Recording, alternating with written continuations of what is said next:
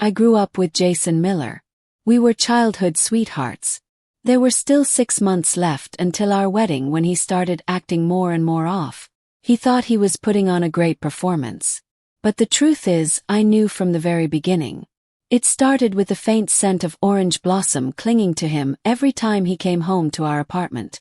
Then I caught him late at night in the study, scribbling away at notes, pages upon pages of basic knowledge.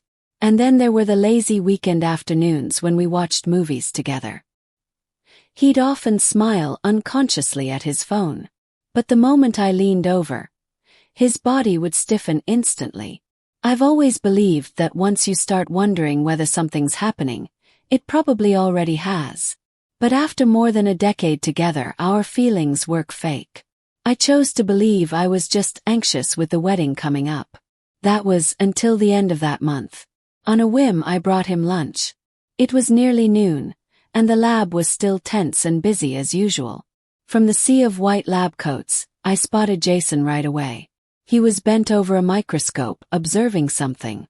Then he gently bumped his elbow against the person next to him. That person immediately leaned over to look into the microscope, their face lighting up with joy. Jason smiled faintly at them. His eyes filled with tenderness as he gazed at their side profile. That moment, I knew exactly where it all started, and what confirmed it even more was that night when I had terrible cramps. Jason, who always had a thing about cleanliness, actually made me a bowl of brown sugar water. I stood there, watching his busy silhouette, and it felt like a knife was being twisted into my heart. But I didn't get angry. Instead, I started suppressing my temper and threw myself into playing the part of a soon-to-be bride. I obsessed over what we'd eat each day, dragging him with me, full of excitement to decorate our new home. I even meticulously planned our honeymoon. Jason always smiled politely and said, "Sure, whatever you want." When the wedding was only 3 months away, I could clearly sense his growing impatience. Sometimes, when I got up in the middle of the night to get a glass of water, I'd see the faint red glow of a cigarette burning out on the balcony.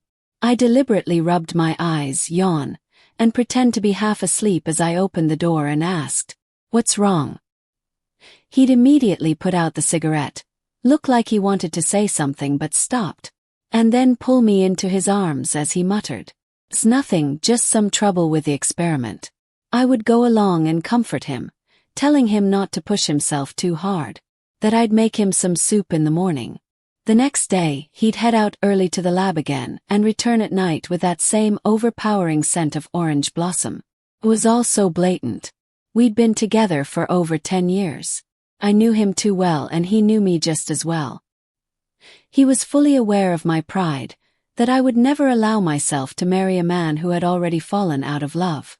All those half-hearted attempts to cover it up were just his way of pushing me to discover the truth, make a scene and call off the engagement myself. After all, it was the Miller family who had begged for this engagement. Everyone in Cresthill knew we were getting married. If this blew up, Jason would lose face. The Miller family would lose face, but this time he miscalculated. The moment he chose to betray the relationship we had built over more than a decade, the power shifted entirely to me.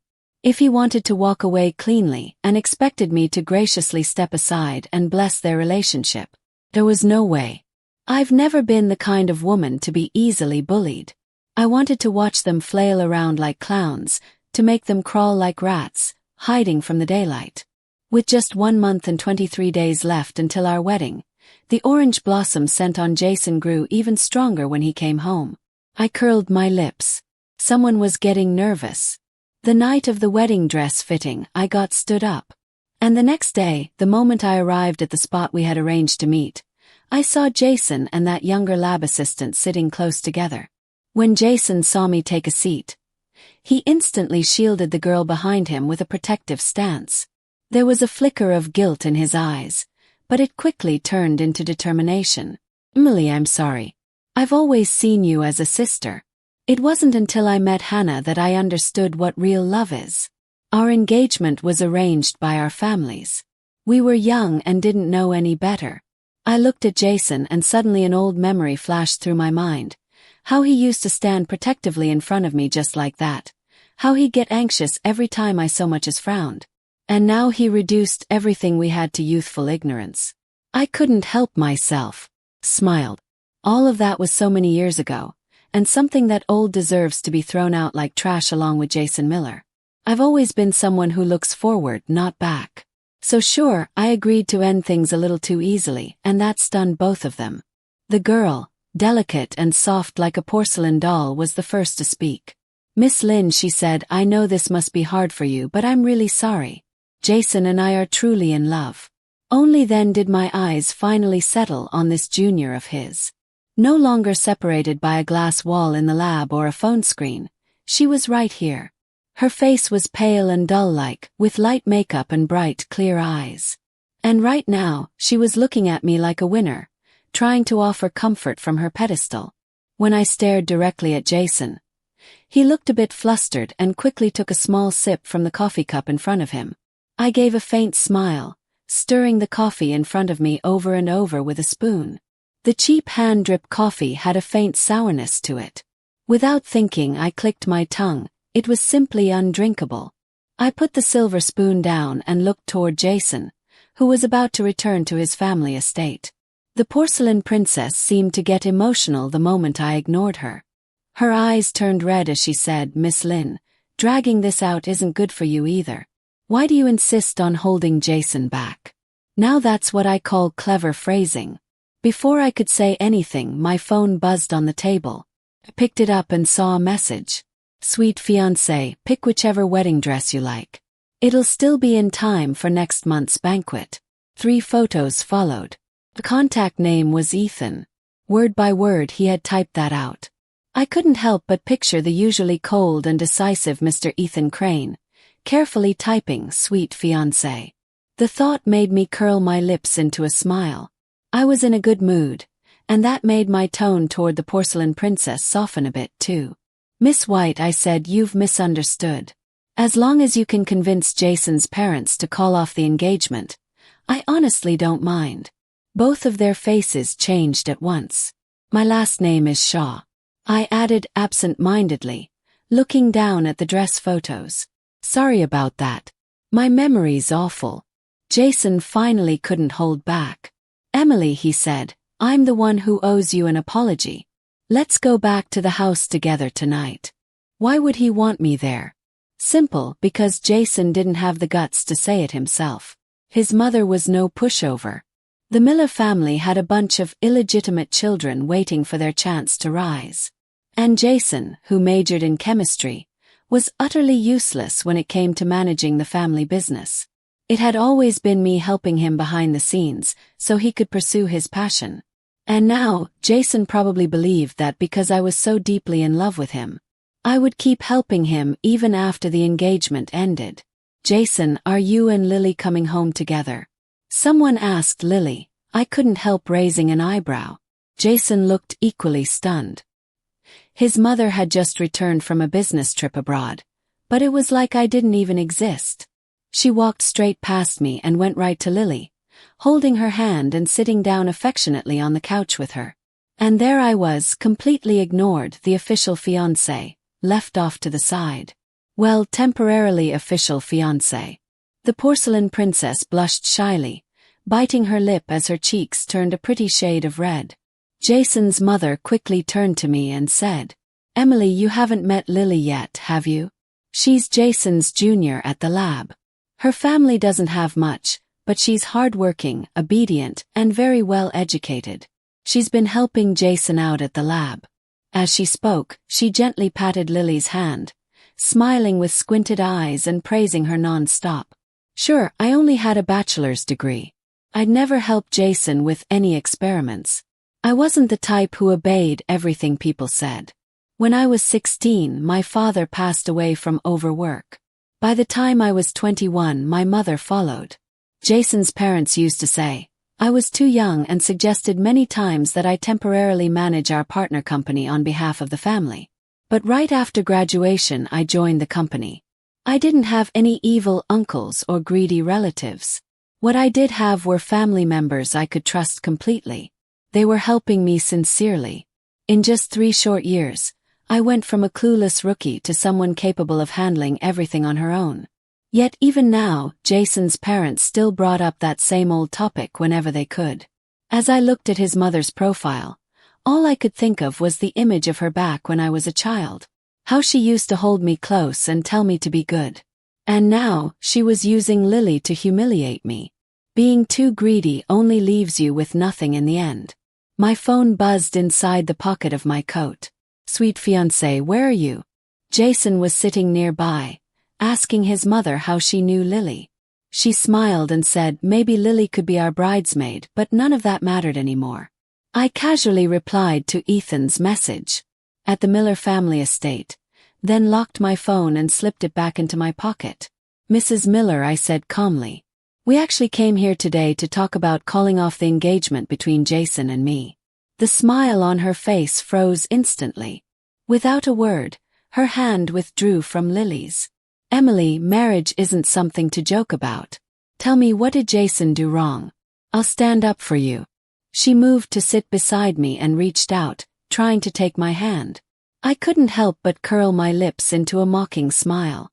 "Mrs. Miller, Jason clearly likes Lily, who, in your own words, is well-educated and obedient.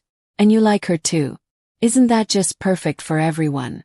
The phone in my pocket kept buzzing, making the small patch of skin beneath it tingle.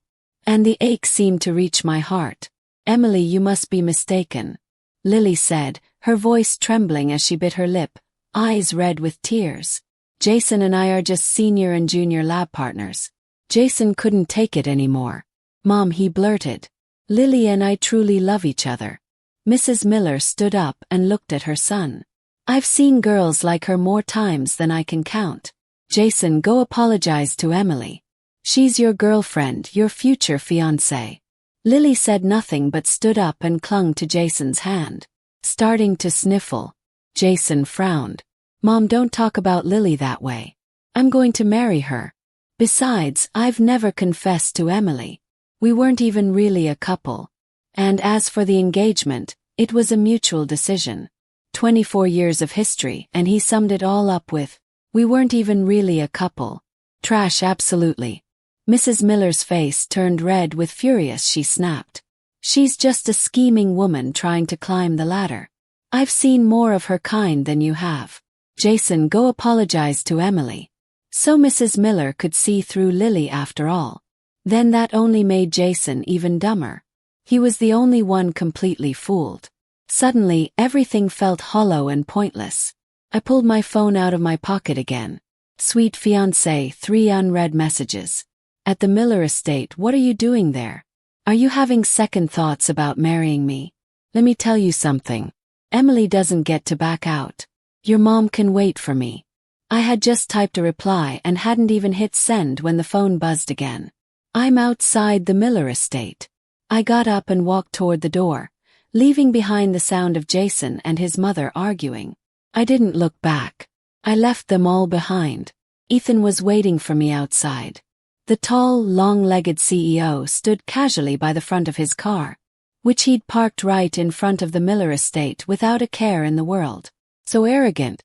When he saw me coming out, he strode toward me. His cedarwood scent enveloped me as he leaned down slightly, casting a gentle arc of shadow from his lashes across his lower eyelids. His eyes drooped at the corners, like a dog that had just been abandoned. He gently hooked his pinky finger around mine and gave it a soft tug, testing the waters. I couldn't help but shoot him a look, but his voice was all swagger. "What's the matter? Having second thoughts after all?" The emotions I had bottled up since things with Jason began to unravel finally cracked open just a bit. I teased him, "And what if I am having second thoughts? I first met Ethan Crane at the grocery store. I had been carefully picking out tomatoes, planning to cook for Jason. When I turned around, there he was, selecting the exact same tomatoes I had. And I had only been picking the smallest, squishiest ones because Jason could handle those. But Ethan clearly couldn't. Still, he copied me. Later, we often went grocery shopping together. The way he looked at me became increasingly tender. I started to think he fell for me because I knew how to pick produce. That day he took me to the bridal boutique. In the blink of an eye, the guy who used to go grocery shopping with me had become the man I was supposed to marry. Even now, it still felt like he just wanted someone who could pick vegetables for him. I smiled at him. He tightened his pinky around mine, swinging it a bit more, then looked up with those pleading eyes. "So what can I do?" he said. "Guess I'll just have to stand outside your house in the freezing wind every morning and wait." "Who told you not to spoil me?" he said with a dramatic pout. "Where'd you even learn that?" I lifted my hand and tapped him lightly on the head. "Because I know how to pick vegetables." "What?" I laughed and gave his head another pat. Then I turned to leave. "Let's go. Since your poor little self needs comforting, we'll go to my place. Adults don't need to spell things out." He never hid his emotions around me. The moment I said that, his whole demeanor lit up. He rushed to get us back to my apartment like a man on a mission. The emotions I'd been trying to bury cracked wide open. I couldn't help but let out a soft laugh. "You're really in a rush." I sent Ethan my location. It was one of those ridiculously expensive villa neighborhoods that had been popping up in recent years. He raised his eyebrows and made a sharp U-turn without a shred of shame. "When'd you buy that place?" "Not exactly on the way, huh?" I didn't say a word. Just looked at him and smiled faintly. He sped up, jaw clenched tight, focused on the road. That only made me laugh harder. My phone started ringing halfway through the ride. The caller ID showed it was Mrs. Miller. I was already irritated, but out of courtesy I picked up. "Emily," she said immediately. "Listen to me. Don't take what Jason said to heart. The wedding will still happen as planned." Of course, I didn't take Jason's words to heart because the wedding was going to happen as planned. I couldn't help but smile again, lips curled. "The wedding is still happening," I repeated. My voice called. There was a brief pause on the other end, like she hadn't expected me to be so agreeable. She praised me, calling me a good girl again and again. I hung up before she could say anything more. That's laughing hard. By the time Ethan pulled up smoothly to the front gate, I was laughing so hard I had to hold my stomach. I got out of the car, still wiping tears from my eyes. Uncle Lee, the security guard, hadn't seen me in 2 years, but he recognized me instantly. "Is that you, Emily? You've only gotten prettier. My wife just pickled some cucumbers. I'll set aside a jar for you to take tomorrow." I laughed until I was tearing up. "Uncle Lee, you look younger every year. I'll come by for them tomorrow, but don't hide the good ones again. Grown up here." After work, my dad always loved to play chess with Uncle Lee. His sharp suits never helped, he always lost. Terrible at chess but obsessed with it anyway. Mom used to send me here to drag him home for dinner. That's when I'd sneak candies from other moms who weren't mine. Candies my own mom never allowed me to have. But I got cavities and the truth caught up to me. The next time I came around, Uncle Lee's wife rubbed her hands nervously and stammered. In the end, it was Uncle Lee who stepped up. His face flushed as he muttered, "Emily, we're out of candy." Liars. I had seen my candy jar in the corner. Because of that betrayal, I didn't talk to them for 3 whole months. Now when I look back, it's funny how silly I was back then, so ridiculously gullible. Ethan tugged on my arm, pulling me along. I was laughing so hard I could barely speak. "So dumb," I mumbled between laughs. "And Mrs. Miller really believes I'm going to marry her son." Kept giggling. I was so dumb as a kid, and my dad, he was dumb too. Never won a single chess match. Tears streamed down my cheeks as I laughed. Finally, Ethan stopped in front of a house and looked at the GPS to make sure we were at the right place. My smile didn't fade. He took my hand and pressed it to the keypad of the door lock. Inside, he gently pushed me onto the couch. He bent down, eyes dark and serious. "Stop laughing," he murmured. "You're driving me crazy." As he spoke, he brushed away the tears on my cheeks with a pad of his finger. My laughter died down, but the chaos inside me only grew worse. My thoughts were a jumbled mess, like a tidal wave threatening to swallow me whole. His finger lingered on my face, warm and slow. The atmosphere turned charged, electric. He stared at me intently, his breath warm against my skin. Emily, do you know why we came back here? His finger traced gently over my cheek. I looked up at him. Of course I know, I said and leaned in, pressing my lips to his. The storm inside me suddenly found its release.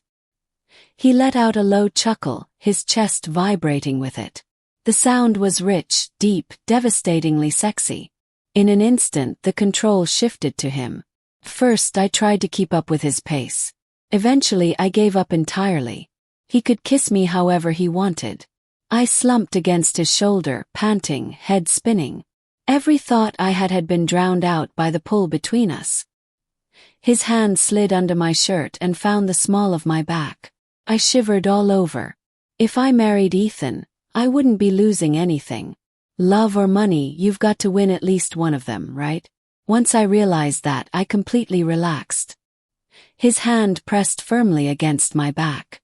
What kind of weird kink was that? Was he trying to rub dirt off me or something? Before I could dwell on it, Ethan suddenly withdrew his hand, stood up and clenched his jaw. Got any alcohol? What a flashy guy. Second floor, right turn, left-hand side, it's my dad's collection. He came back down with an arm full of bottles in no time. He popped one open cleanly, didn't even let it breathe, and poured it straight into a glass. Then he shoved the glass toward me like it was some sort of challenge. Seriously, he said with a sneer. Ever since you left the Miller estate, you've been laughing like it hurts more than crying. If something's bothering you, don't hold it in. Or don't say anything, just let it all go with the drink. My dress was halfway off, and this man wanted to have a heart-to-heart. I made a face. Even if I die today, I'm not drinking that. But apparently I did. When I opened my eyes the next morning, Ethan was lying next to me. I immediately looked down to check what I was wearing. Same crumpled dress from the night before. Ethan was snoring like a pig. I gave him a hard kick. He didn't even bother changing my clothes. What kind of dominant CEO are you? There were faint dark circles under his eyes. Miss Lynn, do you even remember hugging the rice cooker and running around drunk? I blinked. You shattered a wine bottle. You clawed at my shirt and wouldn't let go. Total blackout. If I don't remember it, then it never happened. I ended up sitting in his overly luxurious Maybach, hugging a jar of pickled cucumbers.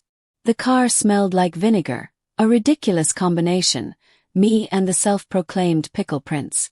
Back at the apartment, my phone finally charged and turned on. Messages poured in. I didn't think you'd actually go through with the wedding. Jason and I have been together for a long time now. Don't listen to what they say. You're the only daughter-in-law my mom ever wanted. Emily, I'm sorry. I know you've known about me and Lily for a while. If you want the wedding, go ahead with it. I just hope you'll let me go soon. I forced myself to read through every single message one after another. I was being gracious by even giving them the time of day. Just Jason Miller acting like he was some kind of prize. Please. I didn't even want him anymore. What I did want was the bidding round happening in 2 weeks. That was the real prize. Real money, real competition.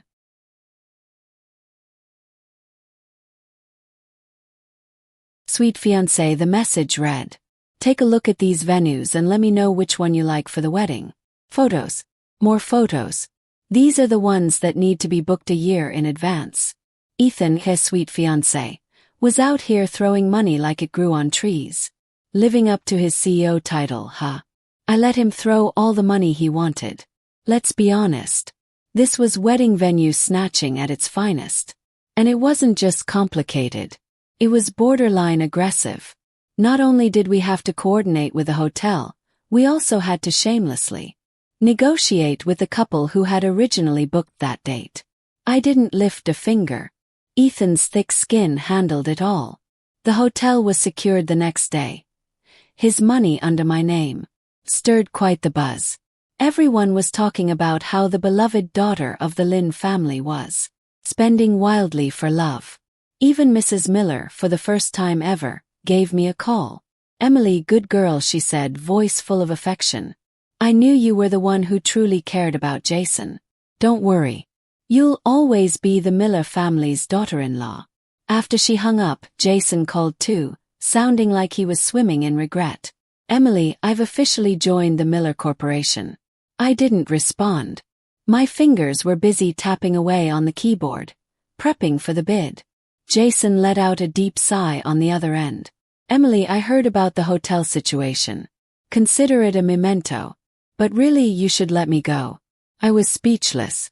I'm over here preparing for a major bid, and he's playing tragic X. There was a brief pause. Emily, he said again, you don't need to help the Miller family prepare anymore. I'll be going to this bid myself. Even more speechless. So I was supposed to help your family win this thing, and now you think I won't fight you for it? You think you're ready? You'll get shredded by those old vultures in that room. 2 weeks flew by. During that time, Ethan's texts never stopped. The wedding was already taking shape.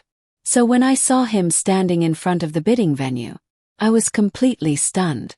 The man had been managing every single detail of our wedding. How the hell did he still have time for this? Mr. Crane, I said, raising an eyebrow. So you're interested in this bidding project too? Ethan gave me a slight smile and leaned in close. His voice dropped low. Just came to see how my dazzling fiancé crushes the competition. I was just starting to get goosebumps from Ethan's whisper when Jason's voice cut through it. Emily, what are you doing here? Of course, Lily was still by his side. She even smiled and politely greeted me, Miss Lynn. What composure. I gave Lily a long look. Jason seemed like he wanted to prove something to me. Emily, I don't need your help this time. I can handle it on my own. I didn't respond. Ethan's cool voice slid in between us. Emily, huh? Saying it like you two are so close. Mr. Miller, maybe just stick with calling her Miss Lynn. Jason had just joined the company, but apparently hadn't bothered to look up the local business owners. His face was blank, completely clueless. You're Emily. Let's go, Ethan said, taking my wrist and pulling me into the building. We found seats in the middle. I leaned over and muttered, don't make a scene. Ethan, obedient as ever, let go of my hand. I looked over at him and added, I've been preparing for this bid for half a year. Even a CEO should interfere and mess up the rhythm. I glanced around and spotted a few familiar faces, nodded politely. The bidding began quickly. It was a development site near the bay, originally part of the old district. Recent government support had pushed development in the area. The current landholder, realizing they couldn't handle the project alone, decided to split the lot into 14 parcels. We had all been preparing for this for over 6 months. The first 9 plots were closer to residential zones in the city and sold around $1.5 billion each. Great for building international trade supermarkets. Pretty solid deals. Jason snagged 2 of those plots. But the ones that caught my eye were the coastal plots, 2 parcels, one 11,908 square meters, the other 12,890. Right next to the sea, surrounded by developed ports. Now those were the real treasures. When I bid $1.5 billion, my hand was trembling. Someone else shouted $5 billion, more than double the initial asking price. The entire room went quiet. No one dared to raise the price immediately. Classic me. When I make a move, I get what I came for. Soon someone broke the silence. $5.5 billion. I raised my hand immediately. $7 billion. The room erupted. One of the more seasoned developers who knew me looked over and chuckled. Miss Lynn, you've got guts. Everyone knows those plots are guaranteed profit, probably more than we can even estimate. Then a rep from Jai Group joined the game. $7.1 billion. I didn't hesitate. $8 billion.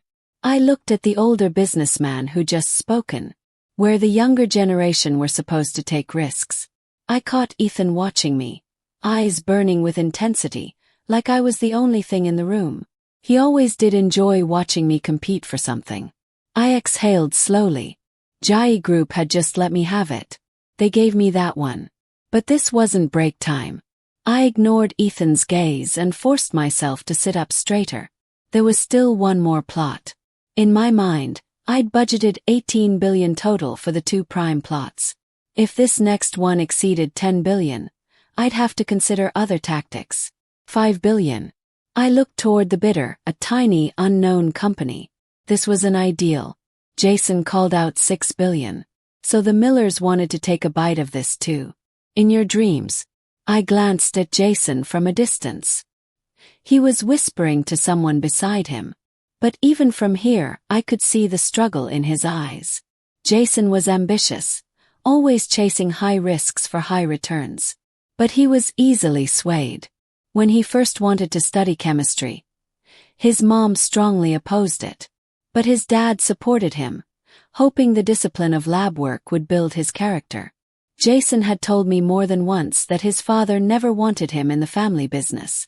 Now that he'd finally joined the company, he was desperate to prove himself. The 2 plots he already won had inflated his confidence. Of course, he'd want this 3rd one to seal the deal. I glanced again at the unfamiliar face Jason was speaking with, someone I didn't recognize. Jason always had high standards and a bit of arrogance. Plus, after just scoring 2 major wins, he was walking on air. What could he possibly be discussing with a no-name company? Then it shipped me. He wasn't spending from the Miller family's reserves anymore. He was borrowing. No way they would pour all their liquid funds into this. Jason had probably already blown most of the family money on those 2 plots. That meant he was betting borrowed money on this one. Idiot. I raised my paddle. 7 billion. Jason turned to look at me. I couldn't read the emotion in his eyes. And I didn't care. This plot wasn't going to miss Lin without a fight. Mr. Chen gave a casual smile. 10 billion. I glanced at him, picked up my phone and sent a message to Jason. Borrowing 5 billion from me under the title of your fiancé. No interest. Since you're hesitating, let me give you a hand. You chose this path. Don't blame me for it. Ethan let out a soft chuckle beside me. I turned to shoot him a look, about to warn him not to cause trouble. But before I could say anything, he smiled brightly at me. Then he took my hand, gently hooking our pinkies and swaying them together playfully. We'd already reached 10 billion. If the price went any higher, it would push past the max I had mentally budgeted. I ran my fingers along the edge of my bidding paddle. What if Mr. Chen had also set 10 billion as his ceiling? As I hesitated, Ethan nudged my hand slightly, then boldly raised the paddle. 10 billion in one. I nearly laughed. If he wanted to test the waters, then sure, he'd done it. Mr. Chen, probably baffled by why a guy from a new media company would even be fighting him for this land, still raised his paddle calmly. 11 billion. A soft murmur rippled through the room. Now we were officially in a bidding war. Only someone like Mr. Chen, whose business involved large-scale shipping and fisheries, could afford to throw out such high numbers. Sure, the return on this land would be significant, but it'd still take years to rebuild, renovate, and redevelop the port. The real test would be whether his company could survive until the profits rolled in. My phone was still on silent. I had a feeling, so I took it out and checked. Sure enough. Jason. Emily, thank you. I won't let you down. Then out loud Jason raised the bid again. 12 billion. Smirk. You really think I'm still hung up on you? I'm not even your fiancé anymore. And you actually dared to borrow from me? Ethan gave my hand a squeeze and let out a low laugh. I looked up at him. He gave my fingers another gentle press. Mr. Chen's smile faded as he turned toward Jason. Young Master Miller. Jason looked a little flustered. In the end, that piece of land went to Jason. After the bidding ended, Mr. Chen clapped Jason on the shoulder and laughed. You two really are united as husband and wife. When you're ready to order ships later, be sure to come to me. Jason blushed. Of course. Mr. Chen patted his shoulder again. Half joking, half serious. All right then, we'll sign the contract this afternoon. Don't run off. Jason was completely thrown off, frozen in place. I couldn't help bursting into laughter. He borrowed 5 billion from me, and with the kind of profit margins in this project, the Miller family was going to lose at least half of what they could have earned. And now he dared to agree to Mr. Chen's terms. Mr. Chen caught my laughter and turned to me. Miss Lin, you two, don't you run off. I'd have to be an idiot not to. I smiled. That won't work. I really need to run to the restroom. As soon as I came out, I saw Ethan leaning against the wall next to the door. His fingertips were dotted with faint red. What are you doing here, Mr. Crane? Before I could finish, Ethan cut me off. I'm jealous and I'm upset. He said it while extinguishing his cigarette and flicking it into the trash bin by the bathroom door. Then he rested his head lightly on my shoulder. The smoky scent, mixed with his signature cedarwood cologne, hit me hard and made me a little dizzy. Stand up straight, I said, and he really did. I'm upset, he repeated, almost like he was reporting to a boss. I'm jealous. He hooked our pinkies again, swaying them like a silky child. I looked at his handsome face and chuckled. So what should I do about that, fiancé? Right on cue, I stroked his ego perfectly. His expression went blank for a second. Then he tilted his head away, ears blushing bright red, and started swinging my pinky, even more aggressively. Kiss, he whispered, pointing toward the bathroom door. Right here. What kind of weird habit is that? Still I stood on tiptoe, wrapped my arms around his neck and kissed him squarely on the lips. Consider that your reward for raising the paddle, I said with a smirk. Dazed from the kiss, I asked him. So when Jason raised the bid, why were you laughing? He shrugged. He borrowed $20 billion from that little company next to him. And blinked. And it's mine. I collapsed against him, laughing uncontrollably. Then I heard a stunned voice behind me. Emily, I turned around and saw Jason, staring at me in disbelief. He demanded. Who is he? My fiancé, I answered calmly. Jason clenched his teeth. Emily, you can't just go marry someone else because we broke off the engagement. Ethan's grip around my pinky tightened slightly. I didn't hesitate. I slipped my whole hand into his. What Ethan and I had was real. Our love had nothing to do with our engagement. That engagement had been arranged by our parents. Back then we were young and naive. So I returned Jason's words to him exactly as he had once thrown them at me. But he didn't seem as calm as I had been. His eyes locked on my hand in Ethan's and he looked completely rattled. Emily, he stammered. What are you doing? He was panicked. After everything we've been through over the last 20 years, you're really just going to walk away. I smiled at him. Jason looked like he just couldn't process it. His jaw clenched. Even his neck stiffened slightly. A visible ripple of resistance through his whole body. What was this? This was too much for him to handle. Had he ever thought about what would happen to me after the engagement was broken when he cheated? Did he consider our 20-something years of history when he was getting cozy with another woman? Now he couldn't even handle seeing me hold Ethan's hand. I didn't need him acting like he was doing what was best for me. I didn't need him abandoning me only to turn around and act like some tragic lover with deep feelings. He suddenly stormed toward me like he was concerned. You think that kind of playboy really loves you? He's just after your money. Ethan started to raise his hand, but I was quicker. I grabbed his arm and pushed it down.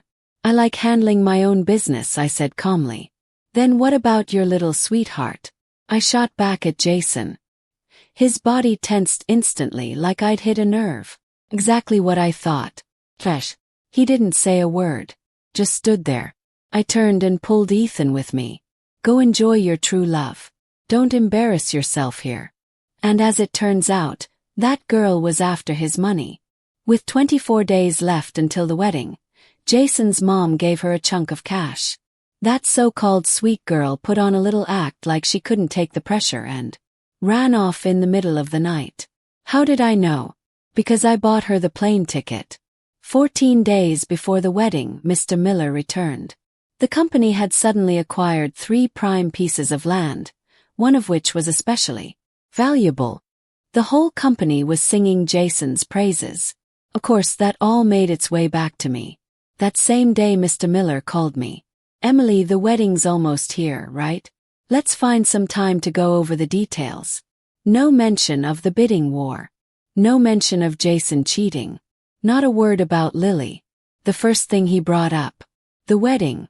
His tone was firm, the kind of pressure that came from being used to being in control.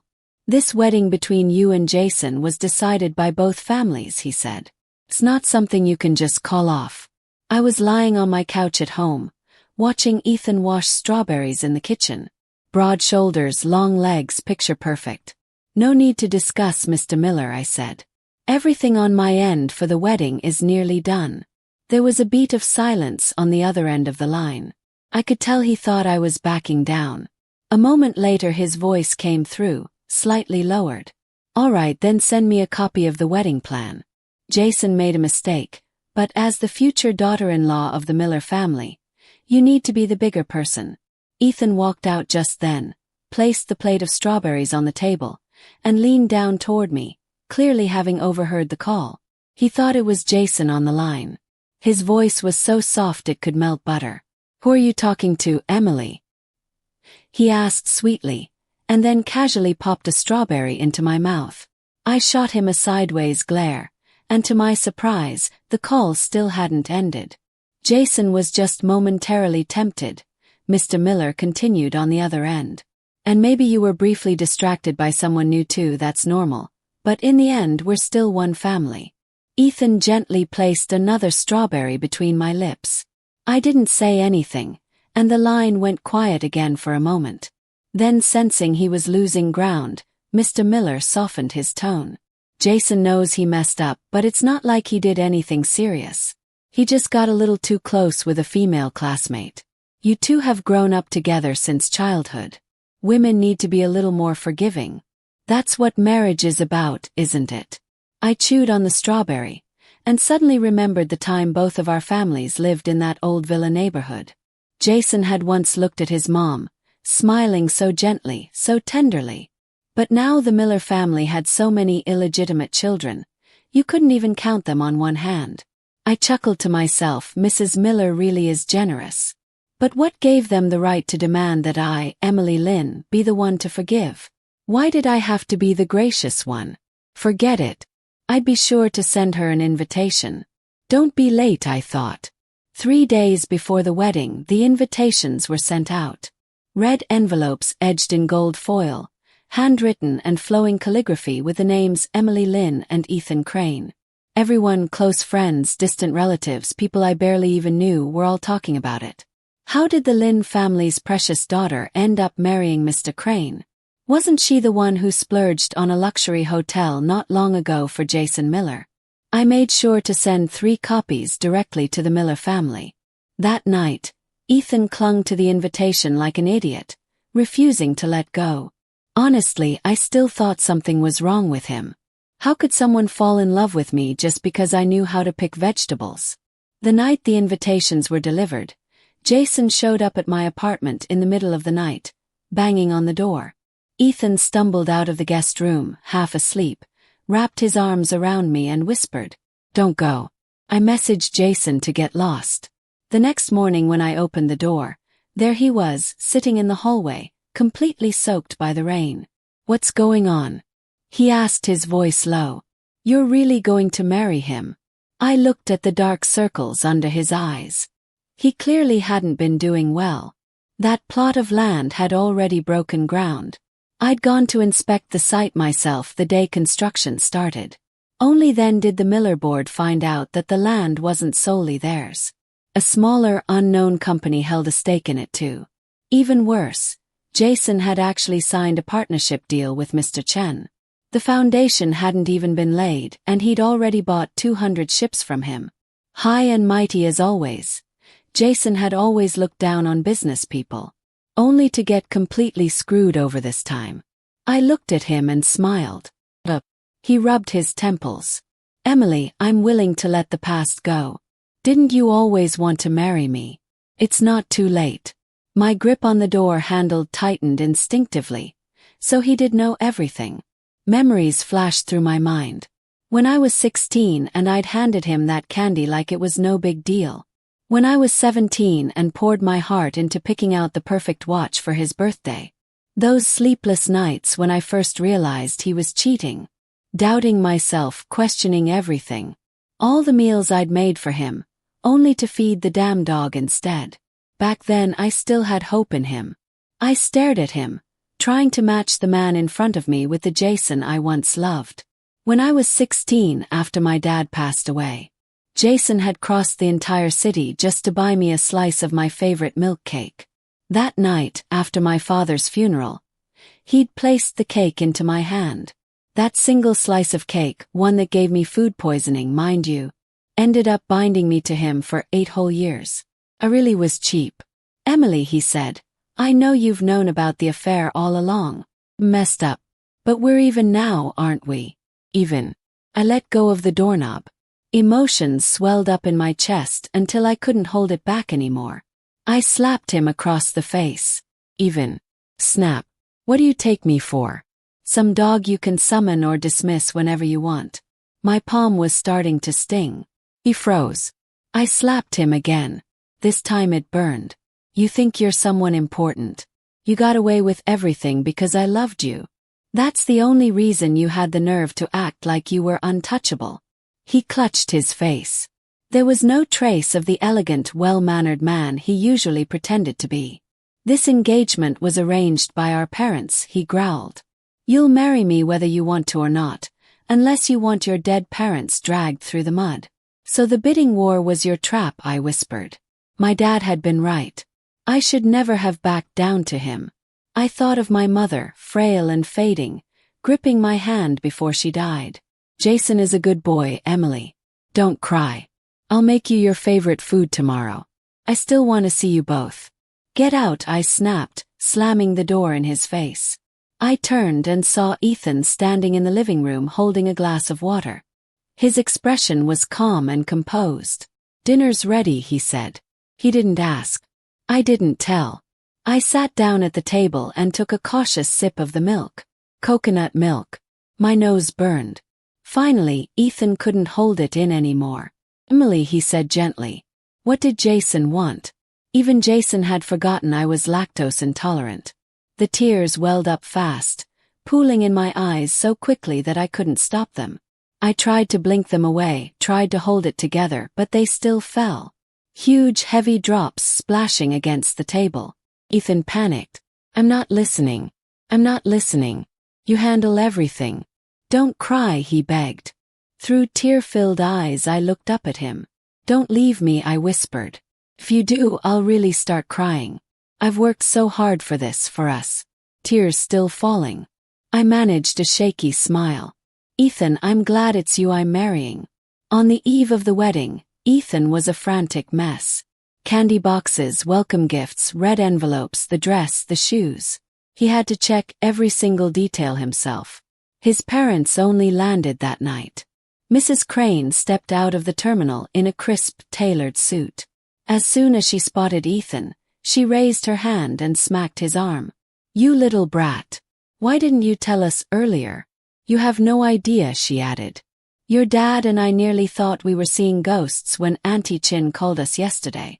Maybe it was because Ethan had arranged the whole wedding so smoothly that I'd actually forgotten about Mr. and Mrs. Crane entirely. I was just about to speak when Ethan hugged his mother and smoothly stopped her hand. Mom, I'm getting married tomorrow. I don't want to let go of you. I'm nervous.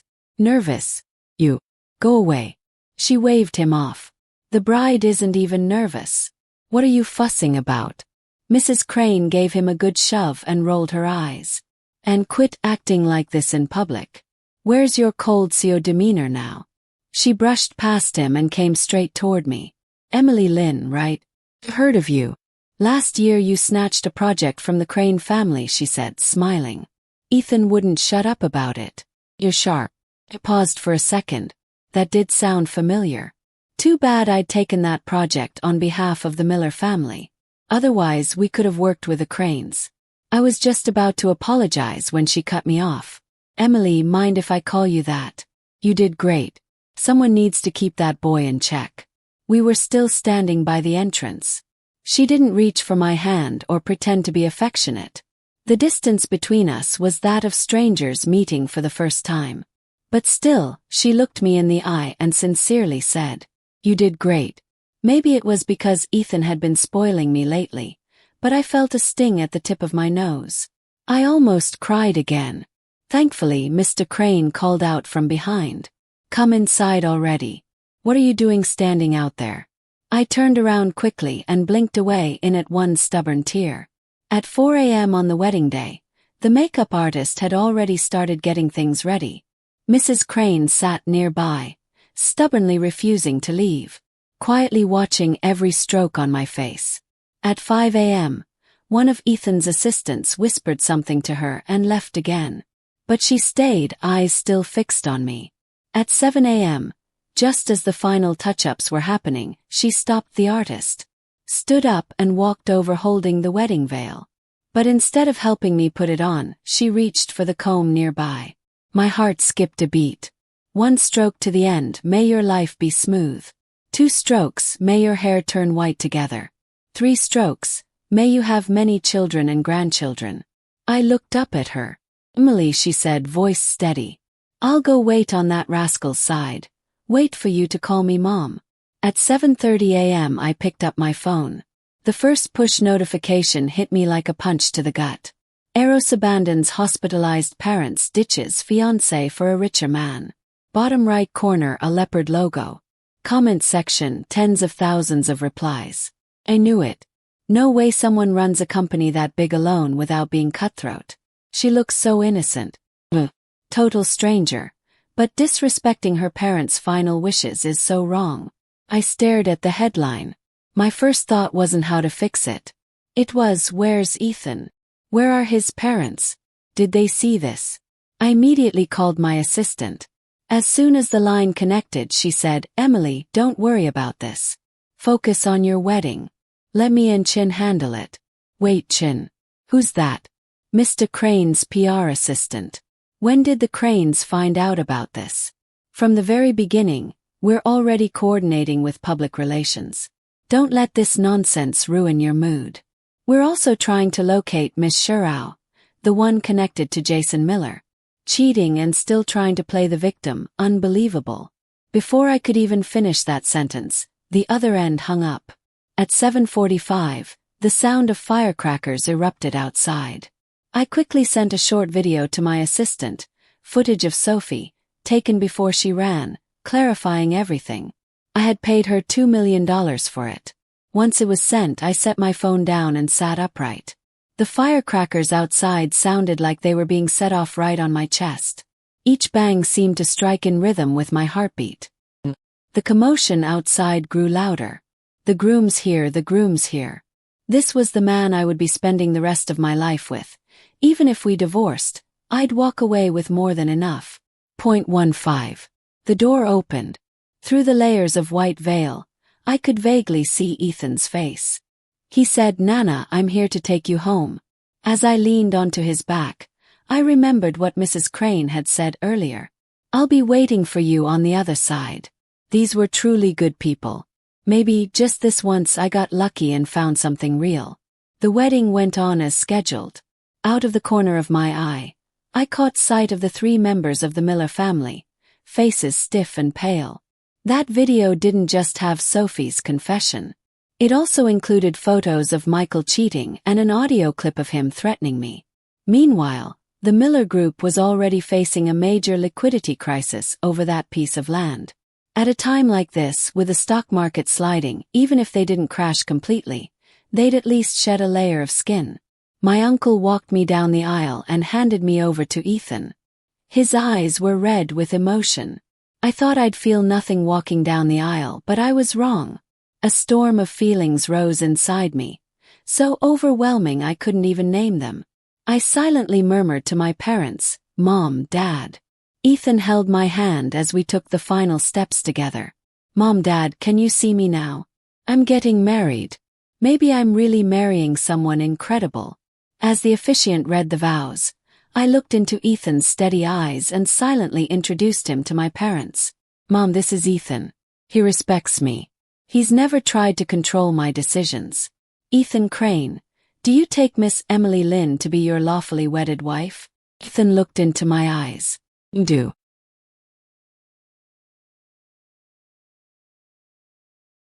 Then the officiant turned to me. Emily Lynn, do you take Mr. Ethan Crane to be your lawfully wedded husband? Mom, I married a good man. You don't have to worry about me anymore. You don't have to cook my favorite food. He will. You don't have to remind me not to drink milk. He'll prepare something else for me. Do. That night, between breaths mixed with the scent of wine, his hand found its way beneath my dress and touched the small of my back. I tried to stay clear-headed. Why me? Yes. Just because I know how to pick vegetables. The same question.